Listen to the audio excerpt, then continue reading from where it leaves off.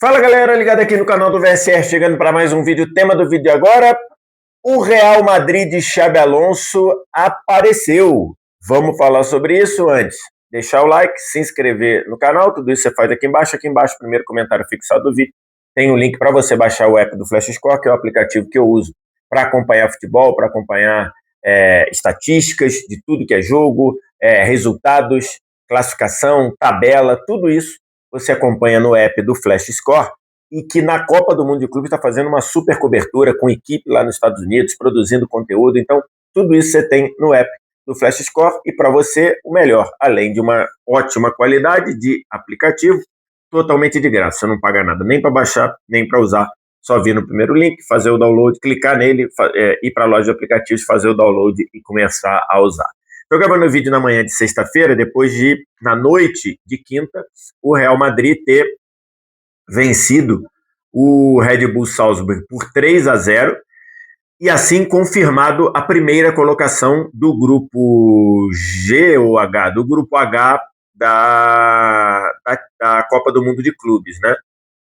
Com a vitória por 3-0 somada à vitória do Al Hilal por 2-0 sobre o Pachuca, a definição do grupo ficou com o Real Madrid com líder com 7 pontos e o Al Hilal terminando na segunda posição com 5 pontos. O Red Bull Salzburg parou com 4 e o Pachuca saiu sem vencer, sem pontuar. Aliás, o Pachuca perdeu os 3 jogos. Então, assim, temos o final, a definição de todo o mata-mata da Copa do Mundo de Clubes, que eu estou deixando aqui nessa arte bonitona que o Flash Score fez. A gente tem toda a definição numa parte da chave. Você tem Palmeiras e Botafogo enfrentando o vencedor de Chelsea e Benfica, e depois o vencedor de Inter e Fluminense enfrentando o vencedor de Manchester City e Al Hilal. Do outro lado da chave, a gente tem a gente tem o Paris Saint-Germain enfrentando o Inter Miami. Quem vencer daí pega o vencedor de Flamengo ou Bayern de Munique. E na outra parte você tem o Borussia Dortmund enfrentando o Monterrey e o Real Madrid enfrentando a Juventus. Então ficou assim. Eu vou falar aí sobre esses duelos mais para frente. Aqui eu vou falar da vitória do Real Madrid, que acho que a gente pode colocar esse jogo como o primeiro jogo que de fato o Real Madrid do Xabi Alonso apareceu. Por quê? Porque foi um Real Madrid jogando de uma forma diferente do que tinha jogado nas 2 primeiras partidas dessa Copa do Mundo de Clubes. Nas 2 primeiras, o Real tinha jogado com uma linha de 4 defensivamente e tinha Arnold e Fran Garcia nas laterais, Asensio e Huijsen por dentro. Ontem, na vitória sobre o Red Bull Salzburg, o Real Madrid jogou com um esquema muito próximo do esquema que consagrou o Xabi Alonso no Bayer Leverkusen. Um esquema de 3 zagueiros, com 5 jogadores no meio campo e com basicamente 2 jogadores de frente. O Flash Score preparou aqui, ó, a formação é mais ou menos essa formação aqui. Você tem Courtois no gol, você tem Rudiger, zagueiro pela direita, Tchouaméni, um zagueiro por dentro, em alguns momentos subindo uma casa e trabalhando no posicionamento de volante, e o Huijsen pela esquerda. Arnold, ala pela direita, Fran Garcia, ala pela esquerda. Você tem o Valverde fazendo esse papel de um primeiro volante, e na frente dele ali você tem Arda Güler pela esquerda e você tem Bellingham pela direita. E lá no ataque você viu a dupla de ataque, Vinícius e Gonzalo Garcia. Essa basicamente foi a formação inicial do Real Madrid, e com o funcionamento do time a gente viu algumas coisas diferentes, né? O Bellingham em alguns momentos caiu quase como um ponta pela direita. E aí o Vinícius abrindo como um ponta pela esquerda, o Gonzalo Garcia como o centroavante. Em outros momentos, a gente viu o Bellingham jogando como um meia, alinhado mais ou menos com o Arda Güler, os dois como meias por dentro, e aí na frente o Gonzalo Garcia um pouco mais fixo na área e o Vinícius rodando demais. A gente viu esse funcionamento. E vimos também o Valverde diante de um Red Bull Salzburg, que até o Real Madrid fazer 1-0, o Red Bull Salzburg estava bem administrando, bem precavido. Depois que o Real Madrid fez 1-0, e aí somada a vitória do Al Hilal no outro jogo sobre o Pachuca, estava eliminando o Red Bull Salzburg, e aí o Red Bull Salzburg passou a sair um pouco mais. Ao sair, deu espaço, sobrou até espaço para o Valverde sair da posição de volante para ir atacar, subir algumas linhas e aparecer e trabalhar dentro da intermediária do Red Bull Salzburg, por exemplo. Então, assim, foi um Real Madrid diferente das duas primeiras partidas, um Real Madrid mais parecido com o Leverkusen do Xabi Alonso, o Leverkusen que fez uma temporada fantástica, a outra foi uma temporada boa também, mas a temporada anterior, sem ser a que acabou agora, o Leverkusen ganhou o Campeonato Alemão invicto, ganhou a Copa da Alemanha e só não ganhou a Europa League porque perdeu na última rodada perdeu na disputa do título para uma excelente Atalanta até então. A gente tinha a dúvida se, e até conversando com a Tati Mantovani ao longo da preparação do Real Madrid para a Copa do Mundo de Clubes, eu tinha a dúvida se o Real Madrid usaria o esquema de 3 zagueiros. Por quê? Porque o Real Madrid tinha problemas na zaga, né? A chegada do Huijsen ajudava, mas a verdade é que o Real Madrid chegou aos Estados Unidos sem Carvajal, sem Militão, com ritmo, né? O Militão está até treinando, mas ainda não tem ritmo, e com o Rudiger machucado. Então ele tinha 2 zagueiros. Nos Estados Unidos, viu o Asensio jogar mal, né? O Asensio cometeu um pênalti bobo no primeiro jogo contra o Al-Hilal, depois foi expulso puxando o jogador do Pachuca o Rondon em condição de finalização, foi expulso, tinha que cumprir suspensão, e aí isso daí dificultava ainda mais a gente imaginar o Real Madrid jogando com 3 zagueiros, com essa falta de zagueiros, né? Só que o Xabi Alonso foi para 3 zagueiros, mesmo com ausência de zagueiros, colocando o Tchouaméni nesse papel de zagueiro central, de zagueiro pelo meio do campo, nessa linha de 3, e às vezes, em alguns momentos, quando, por exemplo, o Valverde subia uma linha no ataque, né, o Tchouaméni também subia uma linha e se postava mais ali como um volante do que como um zagueiro. Então, isso funcionou e o Real Madrid fez a sua melhor partida, o seu jogo mais solto na Copa do Mundo de Clubes. Demorou um pouquinho para fazer 1-0, até porque antes o Bellingham tinha perdido uma chance, o Arda Güler tinha perdido uma chance e principalmente o Vinícius tinha perdido uma chance, com o Bellingham jogando solto e com o Vinícius jogando solto. A gente viu o Bellingham receber essa bola ali, mais ou menos na intermediária, dar um passe para achar o Vinícius mais ou menos na altura da marca do pênalti. O Vinícius ajeitou o corpo para bater de direita, bateu procurando o canto, e o goleiro do Salzburg, que é um excelente goleiro, um prospecto absurdo, ele acabou defendendo com o pé. Fez aquela saída de goleiro de handball, que ele se abre todo ali, e acabou defendendo com o pé. Essa chance perdida não mudou o ritmo do Real, que continuou indo para cima, e logo depois fez um gol com o Vinícius Júnior, e esse gol um belo gol, de uma metida de bola do Bellingham de uns 40 metros do campo de defesa ainda, para pegar o Vinícius avançando pelo meio da defesa do Red Bull Salzburg. Ele deu um traço para fora em cima do Gadu, se eu não me engano, e aí, como ele trouxe para fora, ele foi para a batida de pé esquerdo, né? Que não é o melhor, né? Vinícius Júnior não tem essa qualidade toda com o pé esquerdo, mas ele bateu muito bem com o pé esquerdo. A bola saiu forte, foi na parede, foi no pé da trave ali, parede da rede, e o Real fez 1-0.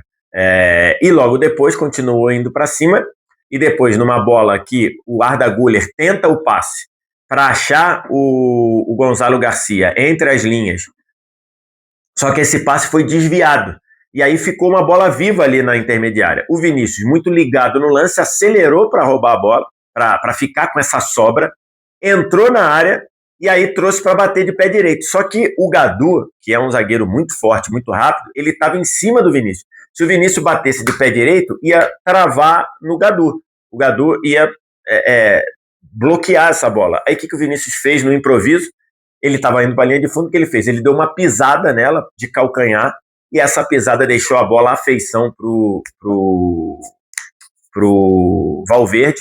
O Valverde que estava entrando na área, nisso que eu falei, né? Em alguns momentos o Valverde saindo da posição de volante, subindo uma linha e trabalhando como um meia, ele aparecendo na área, essa pisada, esse toque de calcanhar lindo do Vinícius, o Valverde deu na cruzada uma paulada à parede da rede, 2-0, e ali na prática a gente sabia que o jogo tinha acabado, por mais que o Red Bull Salzburg tenha tentado ir para cima, tenha tentado atacar, porque a única chance, com o Al Hilal ganhando no outro jogo, a única chance, e aliás o gol do Al Hilal, 1-0, é um golaço do Salem Al-Dossari, né, que é aquele meia que fez o gol na Argentina lá na Copa do Mundo e tudo, que para muita gente é o maior jogador da história da Arábia Saudita, né, o melhor jogador da história da Arábia Saudita. Ele joga demais.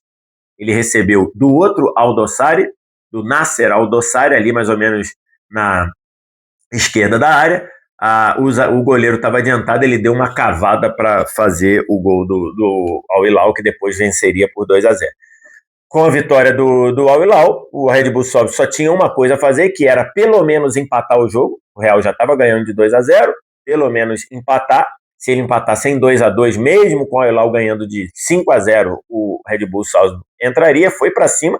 Teve algumas oportunidades, é bem verdade, explorando essa linha de defesa do Real ainda sem estar, digamos, ajustada.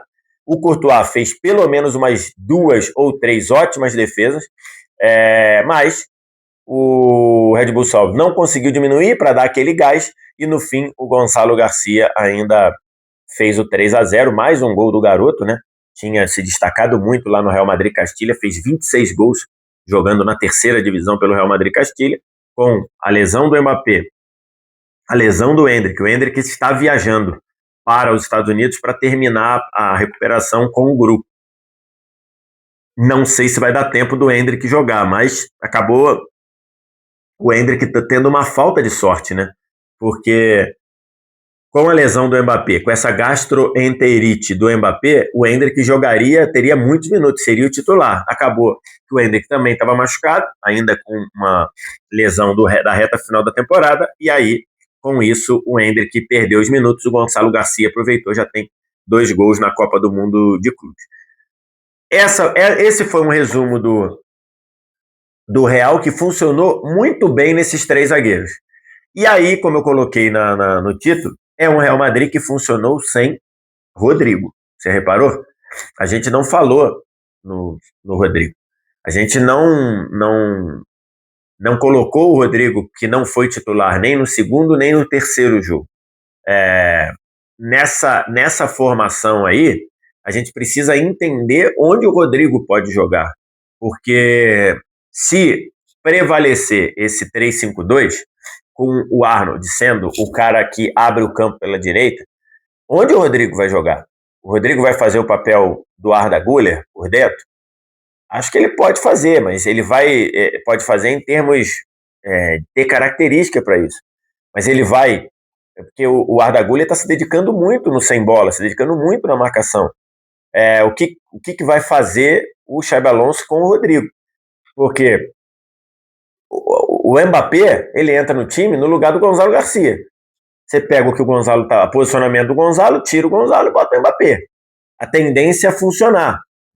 Especialmente se você fizer um ataque na frente com Mbappé e Vinícius móveis, sem ter posição fixa, se flutuando, se mexendo. Vinícius ontem fez um bom jogo, um jogo muito bom para muito bom, flutuando e tendo muito espaço. Vinícius saiu ali no comecinho do segundo tempo para poupar. Com 2-0 o Xabi Alonso entendeu que já estava definido. Mas onde é que vai entrar o Rodrigo? E aí a gente vai ter um debate mais para frente do que vai acontecer com o Rodrigo, né? O Rodrigo vai ficar para ser um reserva inicialmente na temporada, no começo da temporada, brigar para ter minutos? ou o Rodrigo, ou o Xabi Alonso vai pensar no Rodrigo como titular e voltando para um 4-3-3, né, com o meio-campo ali, com o Bellingham fazendo uma espécie de um camisa 10, Rodrigo à direita, Vini à esquerda, Mbappé, porque nesse 3-5-2 eu acho que tem dificuldade do encaixe do Rodrigo, porque o Bellingham vai ser titular, o Vinícius vai ser titular, o Mbappé vai ser titular. E aí, onde vai ter o encaixe do Rodrigo? Então, por mais que o Xabi Alonso tenha dado muita moral para o Rodrigo, merecidamente, quando ele chegou, por mais que o Real dê muito valor ao Rodrigo merecido, talvez a gente chegue num cenário em que o Rodrigo ser negociado acabe fazendo sentido para os dois. Porque uma coisa é você botar um Brahim Dias para ser um cara como opção, botar um próprio Arda Güler para ser uma opção, botar o Maston Tuono que está chegando agora, né, para ainda ganhar minutos, ganhar experiência para ser opção. Outra coisa é fazer isso com o Rodrigo, né? E nos dois jogos, tanto no jogo contra o Pachuca quanto no jogo contra o Red Bull Salzburg, o Rodrigo não foi titular e o time parece que foi evoluindo, foi melhorando sem ele. Eu não sei se a gente vai, a gente não vai decidir essa questão agora, durante a Copa do Mundo de Clubes, mas o Rodrigo, acho que o Rodrigo e o Real Madrid têm decisões a tomar sobre o papel desse excelente brasileiro no time do Real Madrid. Acho que está muito claro que o Real Madrid vai chegar forte no mata-mata. Acho que o Real Madrid tem muita condição de eliminar a Juventus. A Juventus que mostrou ali, goleou e tudo, mas contra dois times bem frágeis. Contra o Manchester City, tomou um vareio de bola, ainda que tenha poupado muitos jogadores. O Manchester City também poupou. Então, eu acho que esse Real Madrid, com essa formação, é bem favorito contra a Juventus. E aí depois ele teria ali qualquer um dos adversários, tanto o Monterrey quanto o Dortmund. Eu acho que o Real Madrid também tem muitas condições. Ele passaria a ter problemas na semifinal, projetando um possível PSG e Bayern. Tem que ver o que o Flamengo pode fazer, pode atrapalhar o Bayern, mas as quartas de final do outro lado, da parte de cima da chave, teoricamente, se os mais fortes passarem, PSG e Bayern, e aí o Real Madrid na semifinal teria ali, imagino, mais dificuldade. Mas tudo isso é teoria, essa Copa do Mundo de Clubes está dando na nossa cara o tempo todo, mas o Xabi Alonso chegou ao comando técnico do Real Madrid, e a gente viu isso nesse bom 3-0 em cima do Red Bull Salzburg. O que você acha? O que você pensa? Diz aqui embaixo nos comentários. No mais, like, se inscreve no canal, sininho das notificações. Vem no primeiro comentário fixado, clica no link que está nesse primeiro comentário fixado, faz o download, vai direto para fazer o download do Flash Score, que é o aplicativo que você tem toda a cobertura fantástica da Copa do Mundo de Clubes e o melhor, de graça. Você não paga nada, nem para baixar, nem para usar. Obrigado demais pela audiência. Um abraço. Tchau.